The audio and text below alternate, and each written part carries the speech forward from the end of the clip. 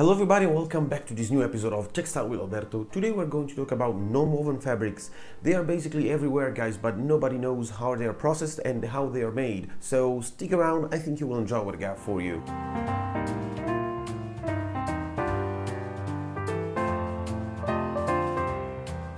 Hey guys, I'm Alberto and I'm a textile technician that lives and works in Italy. I have decided to make this YouTube channel to share all my textile and leather knowledge with you, but without further ado, let's see what non-woven fabrics are.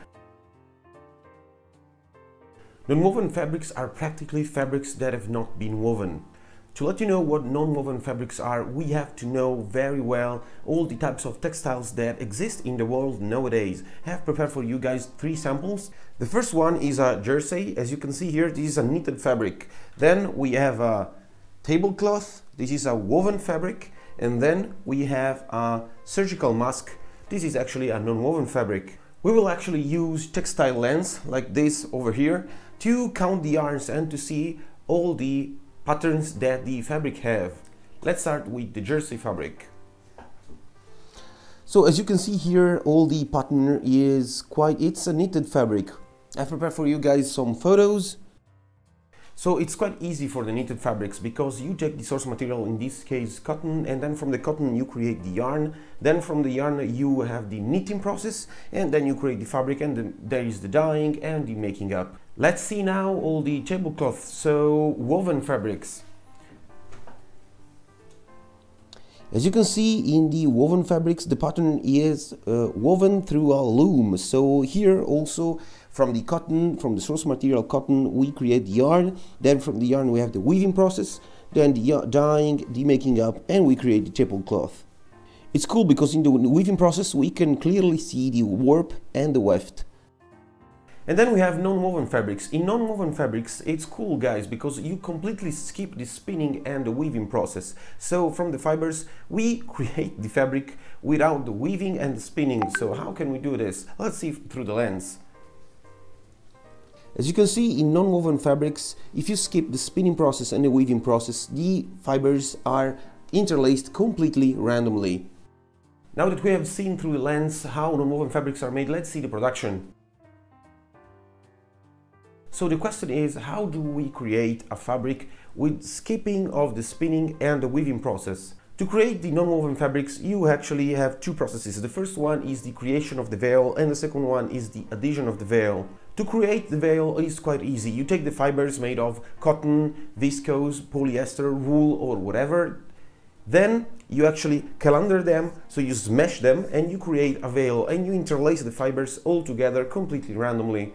The second process is the bonding, the adhesion of the old veil. So actually you have 5, 10, 20 veils and you just stick them together to create one single veil. How do you bond all the veils? You can do that mechanically through needle punch. For example, felt is made like this. So actually you have these needles that punch all the veils together. The second one is hydroentanglement or spun laced. You actually have a water jet that press and smash all the veils together to create one single veil. Then we have thermal bonding. This can be performed, for example, for polyester or synthetic fibers. So with the heating, you actually compress all the veils together. And the third one is chemical process. So through a glue or some kind of silicone, you just stick all the veils together. There are other 2 technologies called spun bond and melt blown. Spun bond, I won't talk about them today, but spun bond is actually a process that have the spinning process. So you actually spin the fibers, and then from the yarns you actually create the non-woven. And melt blown is a cool technology that actually you take the polymer and you sprinkle all over a roll as a fluffy cotton candy, basically. These 2 technologies are used, for example, for surgical masks. Let's see together the applications. Non-woven fabrics have replaced a lot of sectors, a lot of fields for normal textiles, and are used basically everywhere. We can see that non-woven fabrics can be used for disposable clothing, can be used for automotive, upholstery, filters, disposable wipes, accessories for diapers, and agriculture. As usual, guys, I have prepared for you some Q&A to see all the questions that you might have. The first one is, can I have a non-woven fabric made of glass or particular fibers like aramid or Kevlar fibers?